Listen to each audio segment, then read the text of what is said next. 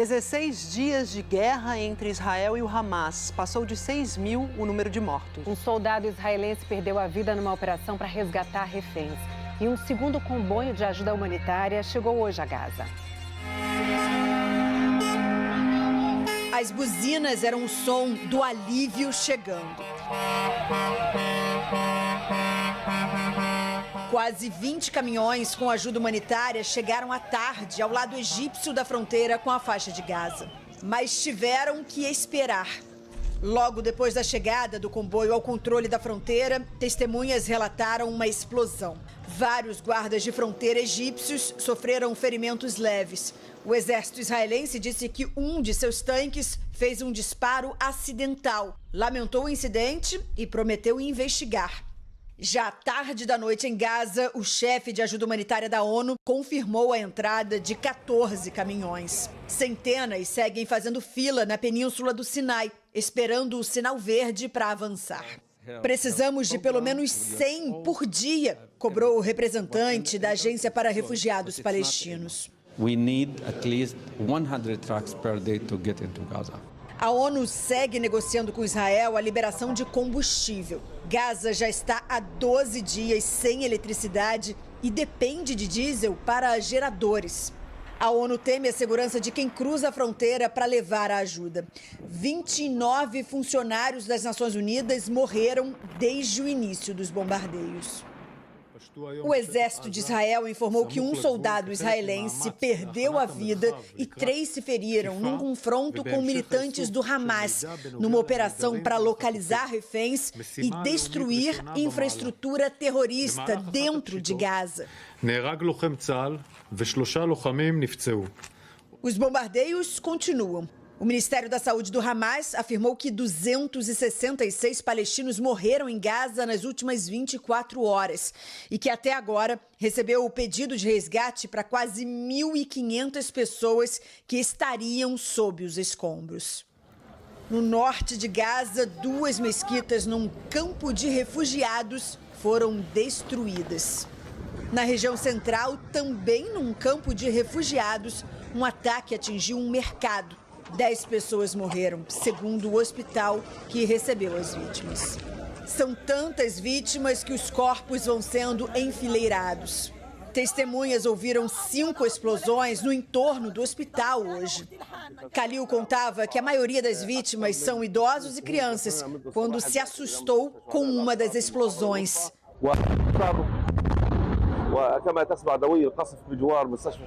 O exército israelense confirma ataques na região, mas disse que os alvos são importantes lideranças do Hamas e não um hospital, e que matou Muhammad Katamash, vice-chefe de artilharia do grupo terrorista, que teria tido um papel significativo no massacre do dia 7 de outubro.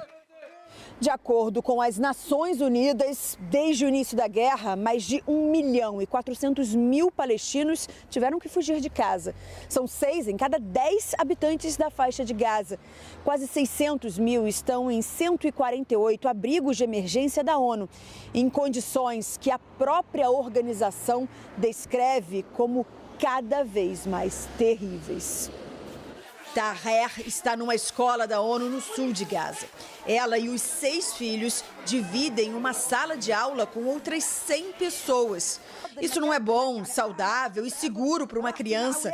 Se não morrermos na guerra, vamos morrer de epidemias e doenças, afirmou.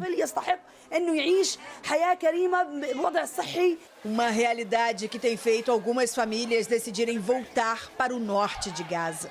Mas neste fim de semana, Israel lançou mais panfletos pelo ar, mandando novamente as pessoas deixarem a região.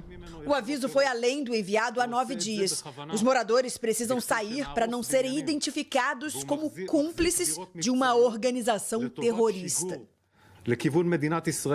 Na Cisjordânia, 8 pessoas morreram em ataques israelenses, segundo o Ministério da Saúde do Hamas, que não controla o território. As forças de segurança de Israel afirmaram que bombardearam uma mesquita usada pelos terroristas. Em Israel, os corpos das vítimas dos atentados de 7 de outubro ainda não foram totalmente identificados. A responsável pelo departamento forense diz que centenas de corpos continuam a chegar todos os dias e que muitos estão mutilados. Somos 60, 70 pessoas trabalhando 24 horas por dia, sem parar. Estamos chocados com o que vemos, revelou.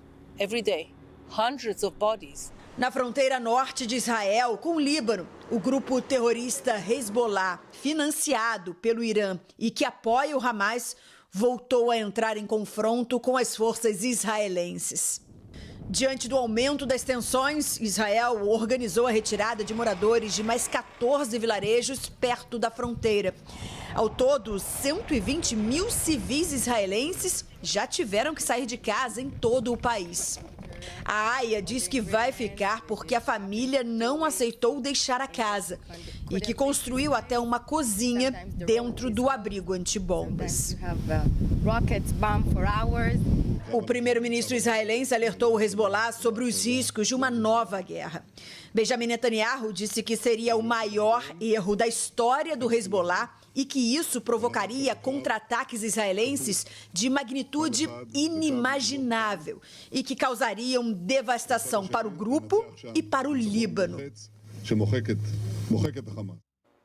Além de lidar com a falta de leitos, de medicamentos e até de energia elétrica nos hospitais, os profissionais da saúde de Gaza temem pela própria segurança e a dos familiares.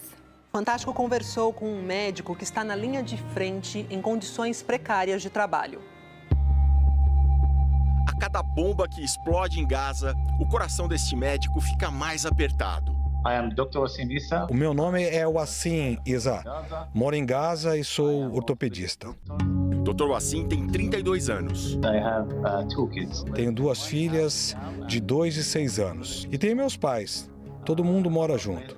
Agora, meus parentes também estão se abrigando na nossa casa, em busca de um lugar seguro. Mas isso não existe em Gaza. Qualquer lugar pode ser bombardeado a qualquer momento. O Wassim é de Khan Yunis, no sul da faixa de Gaza, perto da fronteira com o Egito. Essa área está recebendo muita população deslocada, porque sofre menos ataques. Mas ainda assim... É verdade que no norte é pior, mas na minha cidade também caem muitas bombas. Desde o início da guerra, 19 hospitais da faixa de Gaza já foram danificados, tanto no sul como no norte. Na terça, uma explosão num pátio interno do hospital Al-Ahli causou um grande número de mortos. Dirigentes palestinos culparam Israel. Um ataque aéreo israelense atingiu um hospital na cidade de Gaza. Mas os israelenses, com base em informações de inteligência e imagens de satélites, responsabilizaram o grupo extremista da Palestina, Jihad Islâmica.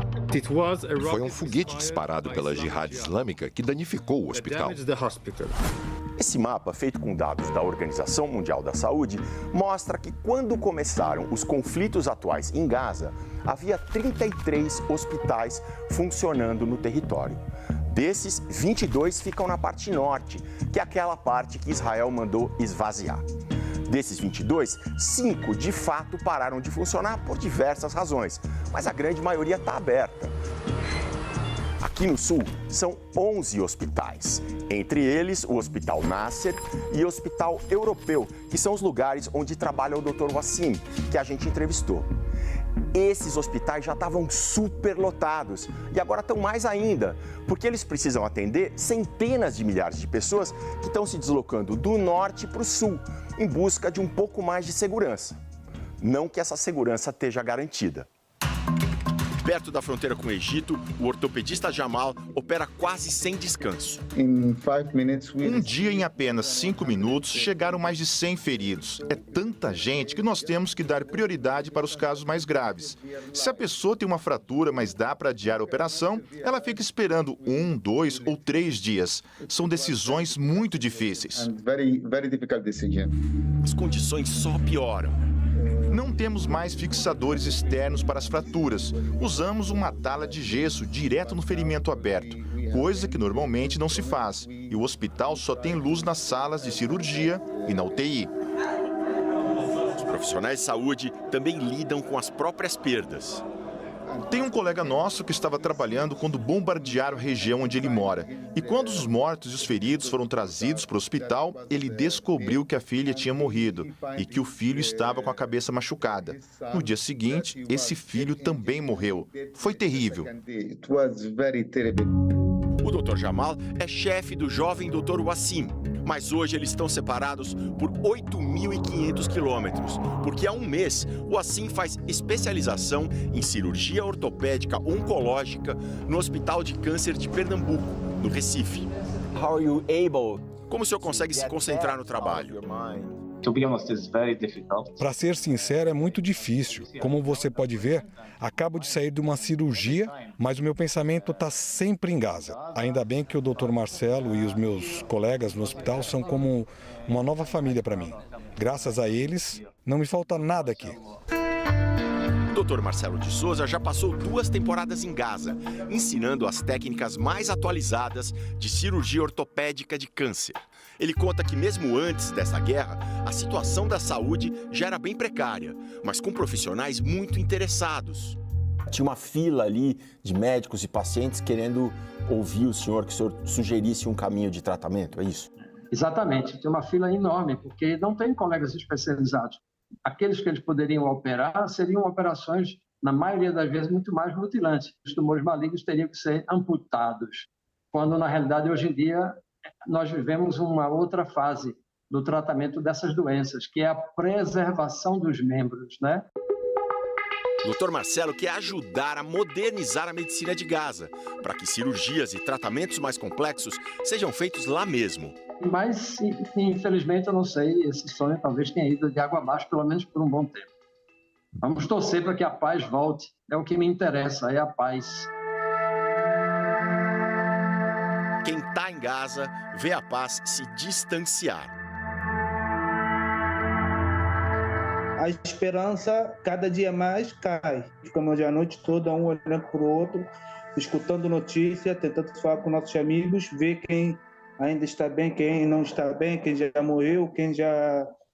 Assim. Como mostramos domingo passado, o Mohamed nasceu nos Emirados Árabes e cresceu na Baixada Fluminense. Agora vive num apartamento na cidade de Der al-Bahr, onde acolhe parentes e até desconhecidos que fogem do conflito, em situação ainda mais crítica que na semana anterior. Mudou de ruim para pior, porque cada dia que passa é menos de alimento. Cada dia que passa é menos de energia. Cada dia que passa é menos energia espiritual. A energia espiritual que conta aqui. Na hora da entrevista, só uma lâmpada fraquinha de LED iluminava o quarto. Mohamed, você cresceu em Caxias, né? Você tem saudade de Caxias? Com certeza, tudo de Caxias, Rio de Janeiro. Todo mundo tem saudade. Calçadão de Duque de Caxias, tem saudade do prédio que eu morava, dos meus amigos. No meio das guerras, a gente lembra de coisas absurdas. Tirando minhas fotos, lembra daquele Criança Esperança. Eu me lembrei daquela música, depende de nós, quem já foi ou ainda é criança. Porque a gente está, no momento, nossas crianças estão precisando de esperança. A poucos quilômetros da casa do Mohamed, o cirurgião Jamal também tem esperança. Entre 1996 e 2000, tivemos um pouco de paz em Gaza, mas de lá para cá é só guerra. Agora, eu queria a paz de volta. Não pode ser tão difícil. No Brasil, o Wassim, médico de Gaza, que é pupilo do Dr. Jamal e está estudando no Recife com o Dr. Marcelo, igualmente sonha com dias melhores. Eu vou cumprir meu objetivo de terminar minha especialização no Brasil. Espero que essa guerra acabe logo e que eu possa voltar para Gaza para ajudar meu povo.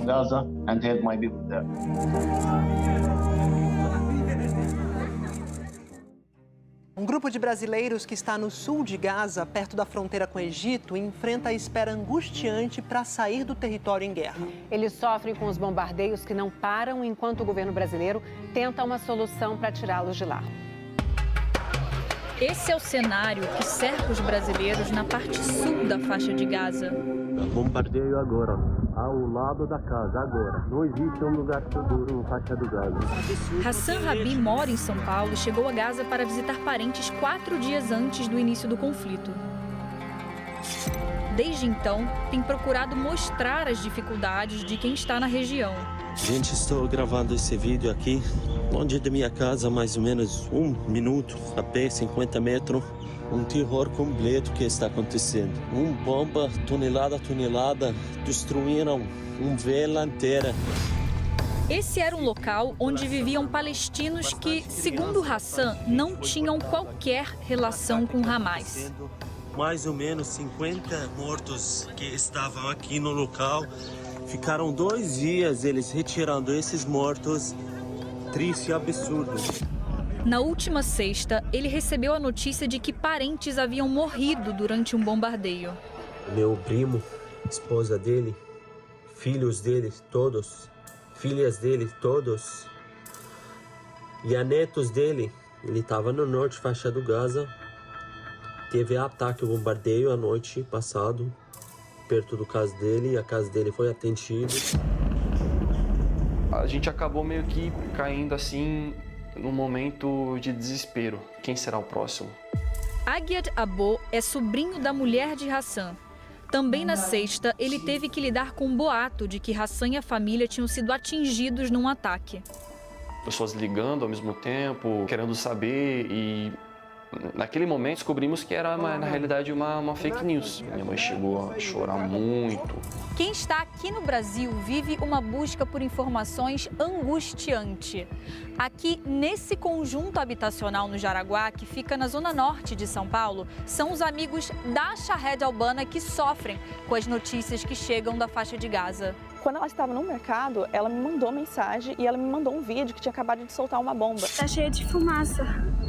É muito perigoso sair de casa, viu? Ela não consegue comer, ela não tá conseguindo dormir também, ela tá muito mal. Shahed também tem se empenhado em mostrar o dia a dia na área do conflito. Os israelenses ligaram pra minha avó pra dizer pra ela que a gente tem que esvaziar a casa porque eles vão atacar ela. Gente, olha, tá tudo destruído. Ali é a minha faculdade. Tá tudo destruído, gente.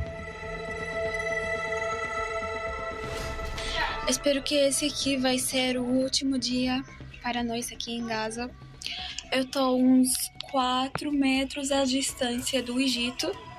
O muro ali, quando eu atravesso, já é o Egito. Parece que vamos demorar muito ainda para sair desse país. Tô cansada. Perdi muito peso, gente.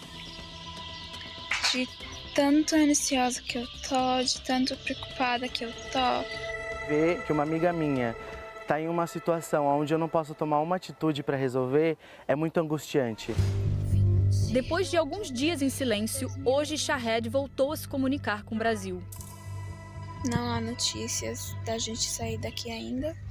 Estou conseguindo ver caminhões de gasolina entrando pela fronteira do Rafah. Shahed morava no norte da faixa de Gaza desde 2021. Atualmente, ela está em Rafah, ao lado da fronteira. Hassan está em Khan Yunis, a cerca de 10 quilômetros de distância. Enfrentam a falta de energia elétrica e dificuldades para conseguir água e alimentos. A gente recebeu bastante coisa, alimentação do governo federal. A representação diplomática brasileira nos territórios palestinos tem enviado mantimentos e monitora a situação deles.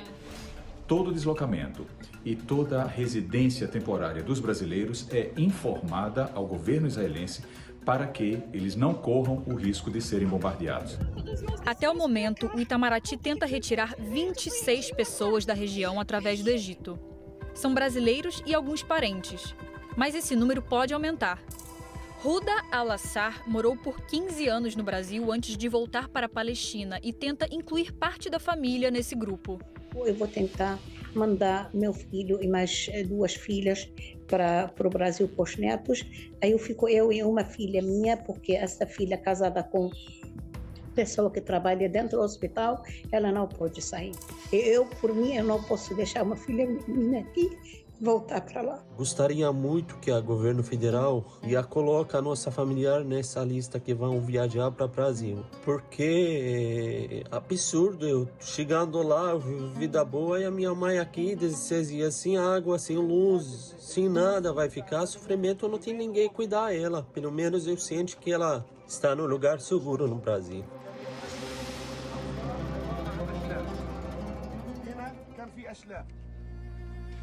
Em reportagem especial para o Fantástico, o fotógrafo e documentarista Gabriel Shain mostra os efeitos do terror em Israel. Ele conversou com uma sobrevivente do ataque à rave, que fugiu dirigindo depois de ter sido baleada pelo Hamas. Shain também entrevistou o irmão de um israelense sequestrado com a namorada. E ele registrou ainda a tensão em Jerusalém e na Cisjordânia.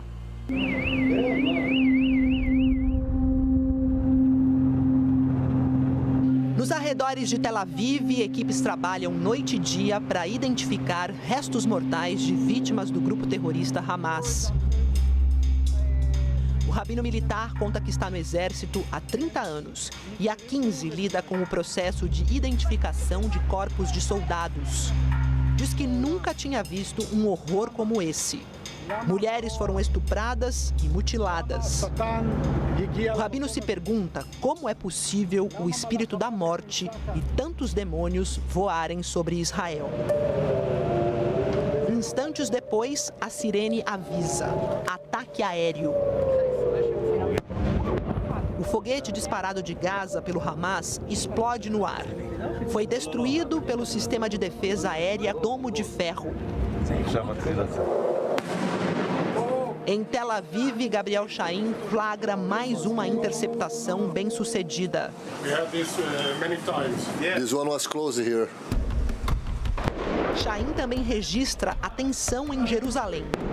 Ruas estão bloqueadas e há conflitos entre palestinos e policiais israelenses. Os policiais correm até uma esquina onde acontece uma explosão. Seguem-se tiros que, nessa hora, eles não sabem de onde vêm.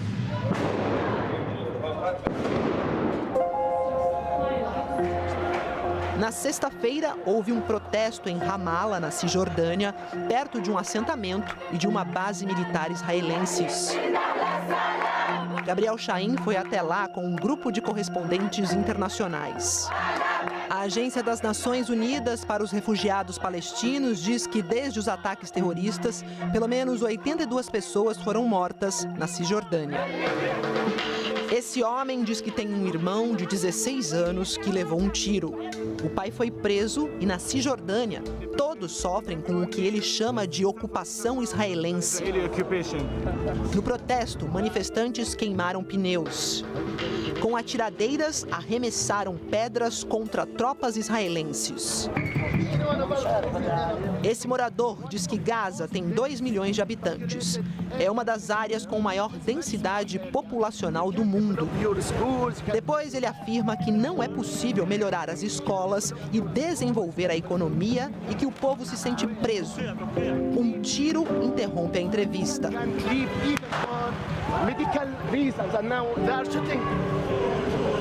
They started now to shoot. Segundo os socorristas, no protesto de sexta, um palestino foi baleado numa das pernas. Também esta semana, Gabriel Shain registrou um exercício militar de Israel. Um tenente-coronel explica que o espaço permite o uso de munição de verdade. Num dos cenários, soldados avançam com o objetivo de ocupar um prédio. O tenente-coronel diz que eles treinam para enfrentar todo tipo de situação. Um jornalista pergunta sobre a questão dos túneis de Gaza. Obviamente, esse é um dos maiores desafios que nós temos. As ameaças não são apenas o que eles veem em volta deles. Podem vir também de drones por cima e dos túneis. O terror contra famílias israelenses entrou pela porta da frente. Entre as famílias sequestradas pelo Hamas estão os sobrinhos adolescentes de Yaniv, o irmão dele, que é pai dos meninos, e a namorada do irmão. Viviam neste kibbutz, perto da fronteira de Gaza, quando foram sequestrados durante os ataques do sábado, 7 de outubro. O kibbutz foi o primeiro a ser atacado naquele sábado. Gabriel Chaim viajou até a região sul de Israel sob proteção do exército. Yaniv conta que depois de se proteger com a família no quarto de segurança, ligou para o irmão para ver se ele e a namorada estavam bem. O irmão disse que sim e que os adolescentes estavam na casa da mãe, sozinhos. Uns minutos depois, chamamos de novo. E ele disse, estão atirando lá fora. Yaniv conta que, em seguida, a namorada do irmão mandou uma mensagem de voz.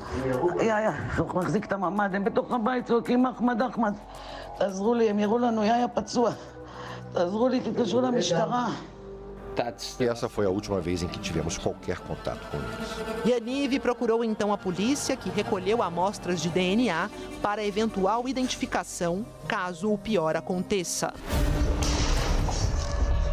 Mais tarde, o grupo terrorista divulgou um vídeo do sequestro. Amigos me mandaram esse vídeo que encontraram online. O vídeo não mostra o momento em que os terroristas atiraram granadas para entrar no quarto de segurança da casa, nem o que aconteceu com os adolescentes. Mostra, sim, o desespero do casal, o irmão de Yaniv, sem forças, ferido.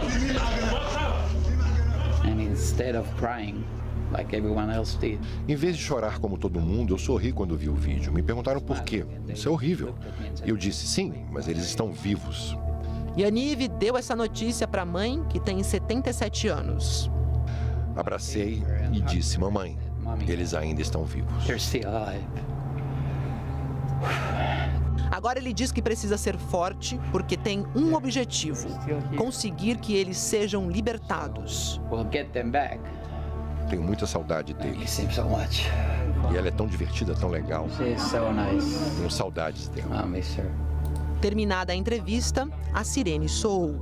Ataque de mísseis, então todo mundo tem que se proteger. Temos 45 segundos para ir para o abrigo. Nesta cidade, bem perto do norte de Gaza, câmeras de segurança de um prédio mostram a invasão dos terroristas. O morador Alon conta que, ao ver os terroristas, ainda teve tempo de falar com um amigo que mora num andar mais alto. Pediu para se proteger com a mulher e os filhos no apartamento dele. Alon pensou rápido. Corro para o 9º andar e aí desligo o elevador. As portas do acesso às escadas foram trancadas. Os terroristas chegaram a entrar num apartamento no 1º andar, mas não tinha ninguém. Depois de 5, talvez 10 minutos, eles vão para fora. Segundo Alon, esse terrorista morreu depois da invasão ao prédio.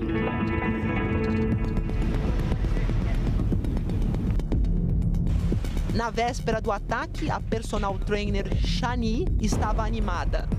Ela ia à rave Supernova. Em casa, nesse vídeo, experimentou uma espécie de kimono leve e longo que acabaria sendo usado para salvar sua vida. Quando os terroristas do Hamas atacaram a rave, Shani foi baleada. E o vestido virou torniquete. Com uma amiga atrás de um carro, Shani, já ferida, gravou esse vídeo.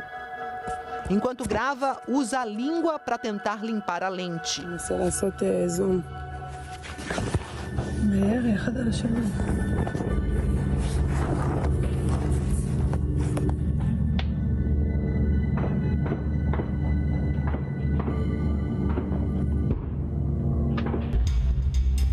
Shani também gravou vídeos do ataque. E conta que levou o tiro enquanto tentava fugir dirigindo, não pela estrada, mas por uma área agrícola. Eu comecei a ir pela terra e pisar no acelerador. Aí eles começaram a atirar na gente. Eu sinto os tiros no carro e, de repente, levei uma bala no ombro. Mesmo ferida, ela continuou dirigindo só com uma das mãos. Quando achou que os terroristas não estavam perseguindo o carro, ela parou. Precisava estancar o sangramento e ser socorrida logo. Depois de alguns minutos, começaram os tiros na direção do veículo. E eu grito, o que a gente faz? Aí nos abraçamos e rezamos. Então eu disse para ela, vai para debaixo do carro, eu vou fingir que estou morta e se eles vierem, então assim será. Shani diz que demorou muito tempo até receber cuidados médicos. O médico me perguntou, como é que você sobreviveu a essa lesão por 10 horas? Eu te digo que até hoje eu não sei. Ao longo de todo o caminho, a mão de Deus estava lá.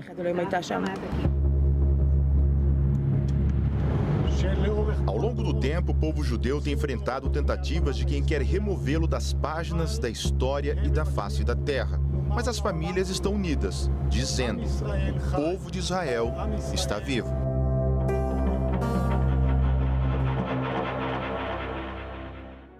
Um general da reserva do exército israelense está sendo considerado um herói desta guerra. No primeiro dia do ataque do Hamas, ele sozinho salvou a vida de jovens que estavam na festa que foi alvo dos terroristas. No último dia 7 de outubro, quando os ataques terroristas do Hamas tomaram o sul de Israel, o general Yair Golan voltou a vestir seu uniforme do exército, pegou a arma e dirigiu para a região, sozinho, no seu próprio carro, para resgatar israelenses que tentavam sobreviver ao ataque que só em um festival de música deixou centenas de israelenses mortos. Eu recebi uma ligação da minha irmã e ela me disse que havia pessoas perto do festival, perto do Kibbutz Be'eri, que estão escondidas nos arbustos, com medo de sair de lá porque tem terroristas no entorno.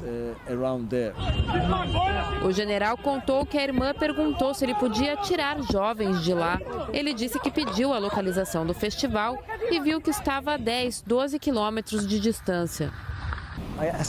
Eu me perguntei, como posso ajudar agora esta situação? E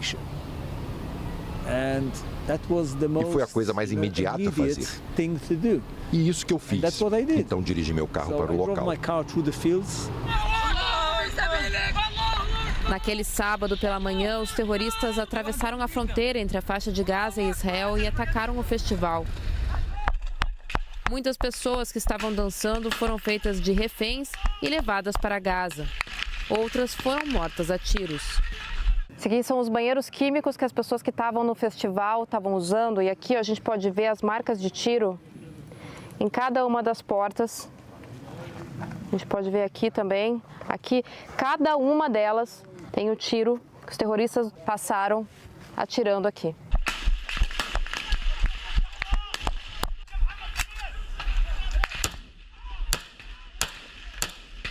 Durante o ataque, muitas das pessoas estavam nessas barracas. A gente pode ver várias delas por aqui. Uma lá, ó, revirada, as cadeiras quebradas. Um dos que estavam na festa era Amir, filho de Nir Gontars, um jornalista israelense. Eu acordei no meu apartamento ouvindo sirenes e depois o barulho forte do foguete. E imediatamente liguei para o meu filho. Ele estava naquela festa terrível. Às 10h24 da manhã de sábado, Nir liga para o filho.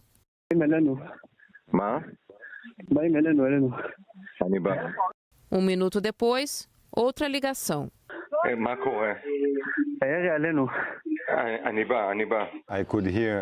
Eu consegui ouvir o tiroteio, consegui ouvir que ele estava correndo. Eu ouvi a respiração dele, uma respiração pesada. E ele disse, eles estão vindo atrás de mim. E ele me perguntou o que fazer. Naquele momento, não consegui entender o que estava acontecendo. Nir orientou o filho a se fingir de morto caso os terroristas o vissem.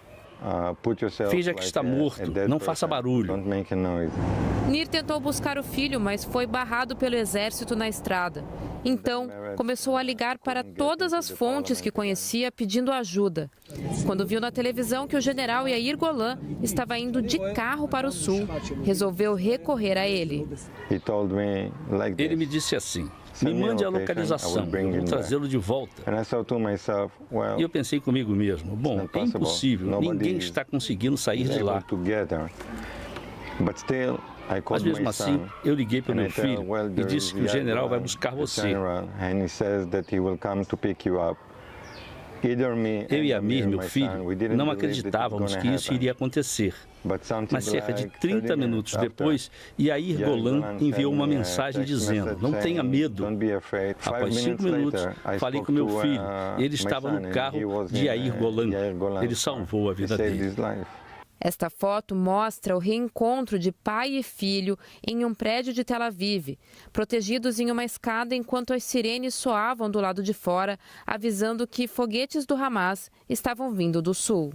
Amir não foi o único israelense que o general salvou. 15 minutos depois, recebi outra ligação. Você pode tirar meu filho dos arbustos da zona de combate? Eu disse, tudo bem. Foi o mesmo procedimento. Peguei a localização e fiz de novo. No total, o general foi e voltou 3 vezes à área da festa para resgatar pessoas. O general foi deputado do Meretz, um partido de esquerda, e recebeu críticas da direita ao se posicionar contra a guinada conservadora da sociedade israelense. Hoje, ele é aclamado como herói. Até apoiadores dos partidos rivais agradecem sua dedicação. Não é uma questão de coragem e não considero isso uma bravura. Eu acho que as pessoas que lutaram nos kibbutz, nos quartéis das Forças de Defesa de Israel no sul, as pessoas que lutaram ao longo das estradas contra muitos terroristas ao redor, eles são os verdadeiros heróis desta guerra que está em curso.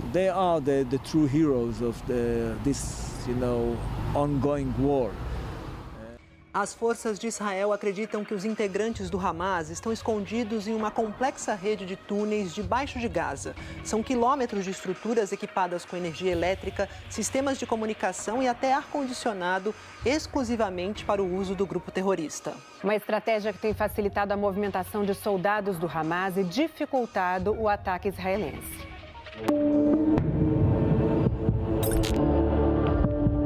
Debaixo da vida em Gaza existe um imenso labirinto secreto que chega até 30 metros de profundidade. Uma extensa rede de bunkers onde a população civil não pode entrar para se proteger. O uso é exclusivo dos terroristas do grupo Hamas.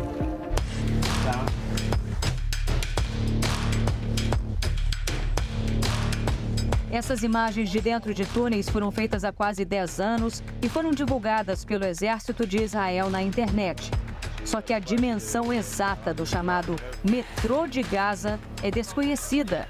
Segundo o próprio Hamas, são quase 500 quilômetros de túneis subterrâneos em Gaza, quase 5 vezes o tamanho do metrô de São Paulo, que tem cerca de 105 quilômetros de trilhos. Mas como poderia caber tanto túnel num território que tem apenas 40 quilômetros de extensão por 10 quilômetros de largura? O professor e historiador da Universidade de Tel Aviv, Harel Horev, um estudioso de assuntos do Oriente Médio e dos palestinos, não acredita que o dado divulgado pelo grupo terrorista seja verdadeiro. Acredito que deva ter algo em torno de 100 quilômetros, mais ou menos, mas ainda é significativo, porque é como uma cidade embaixo da cidade. O Hamas pode ter construído túneis que fiquem um em cima do outro. E aí eles têm uma profundidade onde tem vários túneis que estão ocupando o mesmo espaço no sentido vertical. Então, eles podem ter 3 andares de túneis, por exemplo. No fim das contas, é possível ter 100, 200, 300 quilômetros nesse pedaço de terra, porque os túneis podem ser interconectados e pode chegar a um número muito maior. Esse mapa divulgado pelo Exército de Israel mostra 7 linhas retas indicando túneis que ligavam Gaza a cidades israelenses. Esses seriam mais simples, até sem luz elétrica. Segundo Israel, já foram identificados e destruídos. Agora você vai ver aqui no mapa vários emaranhados de linhas representando túneis subterrâneos dentro de Gaza. Vias construídas no norte, no centro, no sul do território para circulação e uso exclusivos do Hamas. Os especialistas dizem que essa rede de galerias debaixo dos palestinos tem uma infraestrutura bem mais elaborada e cara. Um metro escavado custa cerca de $300, isso só para escavar. Aí você tem que colocar cimento, ferro, luz, oxigênio, esgoto e água, tudo que um túnel precisa para funcionar. No fim das contas, o valor passa facilmente de $1 bilhão. São muitos espaços grandes com sistemas de ar-condicionado, de comunicação e pontos estratégicos como alçapões para o lançamento de mísseis. Segundo o professor, também há dormitórios e banheiros. Tem tudo o que é necessário para uma longa estadia. A rede subterrânea teria dezenas de pontos de acessos a partir de prédios civis. Esses túneis têm entradas ou saídas dentro de igrejas, escolas, mesquitas, as casas das pessoas. O mais importante prédio civil que eles usam é o Shifa, o Hospital Central de Gaza. Embaixo dele fica o comando principal do Hamas, justamente onde devem estar os líderes. Na última semana, as forças de defesa de Israel bombardearam diversos pontos nas ruas de Gaza. Segundo o exército israelense, alguns desses alvos eram os túneis do Hamas. E os mais de 200 reféns sequestrados pelos terroristas estariam ou não nos túneis? O PhD em Estudos do Oriente Médio acredita que crianças e idosos estão em outros esconderijos. Esses túneis são espaços valiosos para os membros do Hamas e suas famílias. Talvez eles levem alguns reféns estratégicos, como oficiais, se eles tiverem algum. Mas por que levar uma criança de 3 anos, um bebê, um idoso, se eles não podem fugir?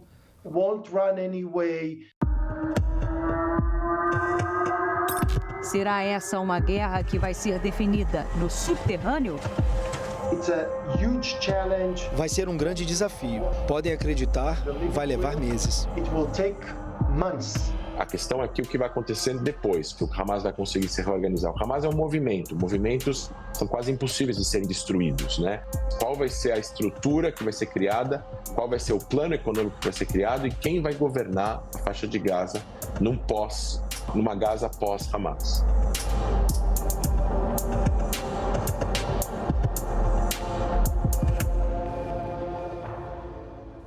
O Papa Francisco pediu hoje o fim da guerra entre Israel e o Hamas. Ele conversou com o presidente americano Joe Biden. Outras autoridades também se pronunciaram sobre o conflito. O ministro das Relações Exteriores do Irã disse que o Oriente Médio pode sair do controle se Israel não parar os ataques imediatamente. Ele culpou também os Estados Unidos por darem suporte militar a Israel. O Irã apoia tanto o Hamas, que comanda a faixa de Gaza, quanto o Hezbollah, grupo extremista no sul do Líbano. Autoridades americanas também estão preocupadas com o aumento do conflito. O secretário de Defesa Lloyd Austin disse que vê a possibilidade de um aumento significativo do ataque contra soldados ou cidadãos americanos. Lloyd Austin ameaçou. Não recomendaria que nenhum grupo ou país se aproveitasse da situação para aumentar o conflito. O secretário de Estado americano Antony Blinken disse que os Estados Unidos estão tomando todas as medidas possíveis para garantir a segurança de seus militares. Aqui nos Estados Unidos, o presidente americano Joe Biden ligou esta tarde para o primeiro-ministro israelense Benjamin Netanyahu. Depois, falou separadamente com líderes do Canadá, França, Itália, Alemanha e Reino Unido. O assunto, de acordo com a Casa Branca, foi o perigo da expansão da guerra pelo Oriente Médio. Depois, o presidente americano falou com o Papa Francisco. Numa ligação de cerca de 20 minutos, Biden condenou o ataque do Hamas a Israel e ressaltou a necessidade de proteger os civis em Gaza. O presidente americano e o Papa Francisco também falaram sobre a necessidade de evitar um aumento do conflito.